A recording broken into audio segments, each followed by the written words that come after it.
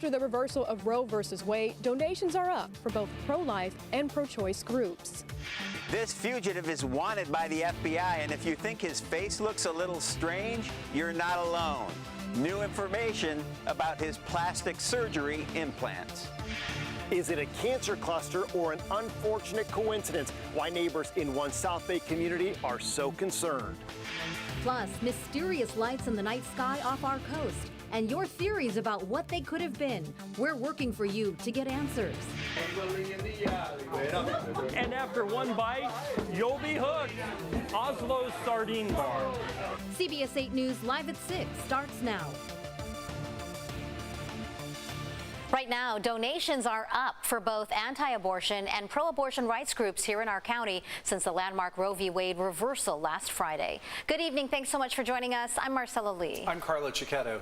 Planned Parenthood and a local maternity home with 2 locations say they've seen a steady stream of increasing support. CBS 8's Heather Hope talked to the organizations today, working to find out where that money will go. Planned Parenthood of the Pacific Southwest and a local maternity home have seen an uptick in calls, volunteers, and monetary donations. Organizers say many people are feeling compelled to do something after the Supreme Court decision, and giving back is just one way. So typically we see smaller but many more donations. So people really giving that $50 or that $100 because they just want to do something. They feel like they have to try. Since Friday's historic Supreme Court reversal of Roe v. Wade, Planned Parenthood of the Pacific Southwest has seen a significant jump in donations directly to its website. CEO Dara Johnson says financial help is needed more now than ever. Even though we've seen a surge of support over the last couple of days, we know that will probably trickle off at some point. But we really appreciate all of the outpouring right now. But yes, it has been a significant increase. On the national level, Planned Parenthood has seen celebrity donors step up, including Grammy Award-winning singer Lizzo, with concert promoter Live Nation pledging $1 million to the organization. What does the money go to? Support the extra burden on our organization, having to increase access of staff, training, resources, logistics, just making sure that we're there to care for people who need us. The Planned Parenthood Pacific Southwest serves Riverside, Imperial, and San Diego counties, and already staff has seen a spike in abortion service appointments. Throughout the region, we've seen over 120 patients from Arizona book their patients just as of Friday morning. And not just from neighboring states. Johnson says over a dozen women across the country have also booked appointments, and they're still tallying numbers from Monday and today. The Pregnancy Help movement is here to support every single person involved in an unintended or crisis pregnancy. Becky Perez of a local pro-life maternity home called 2911 has also seen support shoot up since last Friday. The organization, which is named after the Bible verse Jeremiah 29:11, has 2 locations in the East County where pregnant women in crisis can live, work, go to school, and receive support services.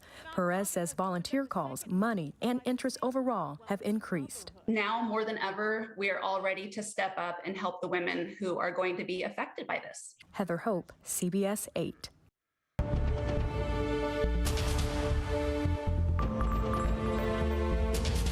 Explosive testimony about what happened on the day of the January 6th attack on the U.S. Capitol. Natalie Brand has more tonight on what former White House aide Cassidy Hutchinson had to say during a surprise hearing earlier today.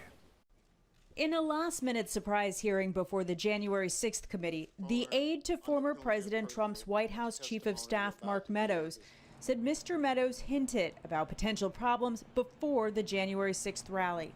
There's a lot going on, Cass, but I don't know. Things might get real bad on January 6th. Cassidy Hutchinson said Mr. Trump's former personal attorney Rudy Giuliani boasted about plans in the days before the 6th. Something to the effect of, we're going to the Capitol. It's going to be great.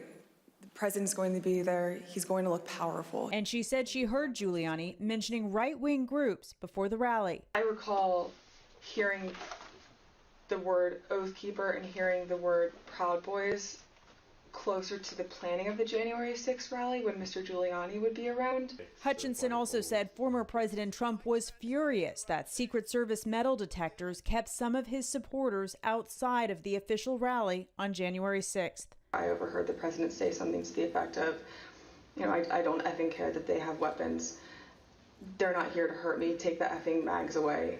Let my people in. They can march to the Capitol from here. Hutchinson also testified the former president's White House counsel expressed serious legal concerns about Mr. Trump potentially going to the Capitol that day.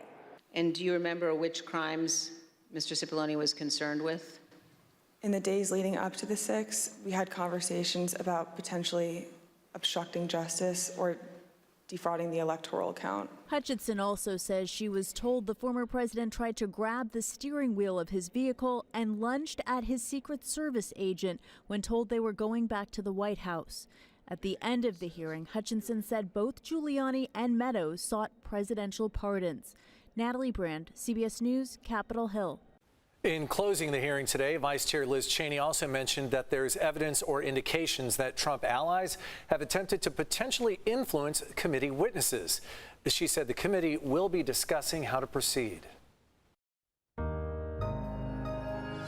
We had a whole lot of heat in the forecast for today. I'm Chief Meteorologist Carlene Chavis. We were holding on to that heat. We had a heat advisory yesterday. It got extended all the way until 8 p.m. for tonight. Now, as we go into the rest of the week, it's a different story. We're actually going to back away from these toasty temperatures. But how do we shape up for today? You're talking about a high of 100 degrees yet again for Valley Center. So 2 days in a row this week. Also talking about 99 degrees for Escondido. We had 90 degrees for Miramar with the 70 still along the coast, but on Oceanside, you had 80 degrees. So holding on to warm temperatures, warmer than usual, and that is extending even in towards the mountains. You had Julian today at 90 degrees. So the heat advisory will continue all the way until 8 p.m. for tonight. So we got less than a couple hours before it will expire. Now, once we get past that point, we're going in the opposite direction with our temperatures. They're going to back off just a little bit more as we go all the way until the 4th of July. Current temperatures right now, you're seeing some 80s, widespread upper 80s across inland regions, also 70s closer towards the coast. Unfortunately, some of those the sensors out there not working for tonight, so we don't have every single city on this map. We'll go ahead and take a look at your complete forecast and talk about the cool down coming up. Marcella. Maybe too hot for those sensors. Thanks so much, Carlene. The San Diego County Board of Supervisors declared illegal fentanyl a public health crisis. They say the move will make it easier for the county to make less fentanyl available and tougher to abuse. Right now, fentanyl is the leading cause of death here in the United States for people ages 18 to 45 years old. Last year, more than 800 people here in San Diego County died from a fentanyl overdose. The county will work with Health and Human Services to determine the best course of action, and the board will address the crisis again in August. The manhunt continues for a fugitive with facial features that could make him easier to spot. Tyler Adams crossed into the United States nearly 2 weeks ago and is accused of murdering his girlfriend in Tijuana. News 8's David Gottfredson has more on the plastic surgery that even led to a lawsuit over his face. In 2012, Tyler Adams filed an unsuccessful lawsuit against the Sheriff's Department, alleging 2 fellow inmates beat him up inside the Vista jail. The assault resulted in dislodging my cheek implant and chin implant, the handwritten complaint says, confirming Adams had plastic surgery on his face. Adams has been described as a master of disguise. He currently is wanted by the FBI for questioning in the murder of his girlfriend, Raquel Sabian, in Tijuana. He's had so much plastic surgery that he doesn't look like his pictures when he was younger. I spoke to Adams' stepfather, Donald Chafee, in Pennsylvania, who says Adams first had plastic surgery when he was a teenager. I gotta believe it is psychological. Why else would you have plastic surgery? I don't know. I thought he was a handsome boy, and maybe he thought he could change his heart or his mind by changing his appearance. Chafee was married to Adams' birth mother, who died in 2013. He says when Adams got out of the Navy as a young man, he changed his name. Kevin Schoolcraft is the name he was born with, and then he changed his name so many times, but the one that he liked the best was Tyler Adams, because he was really close to his grandma, and her last name was Adams. That's why he took that name. Back in 2012, Adams was in San Diego court charged with felony identity theft for using his parents' names to fraudulently purchase $3 million in real estate. Deputy District Attorney Anna Wynn prosecuted the case. This was his first case ever. I'm very confident in that. He had no criminal history. he might have done criminal things, but he had no criminal convictions. The court case took years to resolve, with Adams acting on and off as his own attorney. He was unable to assist his defense attorneys twice and was sent away to be evaluated mentally. He ended up pleading guilty to more than 40 felonies, and he was sentenced to 14 years in prison. When he got out, he was transferred to Hawaii to serve time for a previous bank fraud conviction, but he escaped from custody. He had multiple identification cards with his photo and other people's names. He also had matching car registrations, legal documents like that in other people's names. Recently, Adams used the alias Paul Phillips, fathering a baby girl in San Diego with his girlfriend Raquel Sabian, who was found dead last month inside her vehicle in Tijuana. He must be totally out of his mind. I mean, he was always a narcissist, but violent? That baby girl remains safe in the custody of Child Welfare Services. If you recognize Tyler Adams or you have any information, contact the FBI. David Gottfredson, CBS 8. Thanks, David. A farewell to a San Diego pup with a big personality tonight. Chopper, the biker dog, died in his sleep this morning. He was 12 years old and had been battling cancer and Cushing's disease. Tributes have been pouring in on social media, and a motorcade of about 30 cars and motorcycles made a final ride in Chopper's honor, escorting him and his owner, Mark Schaefer, to a pet cemetery in Sorrento Valley. Just to pay tribute and honor him for all he's done for thousands and thousands of people. I just want people to remember him in a positive way, you know, the positive things that he's done.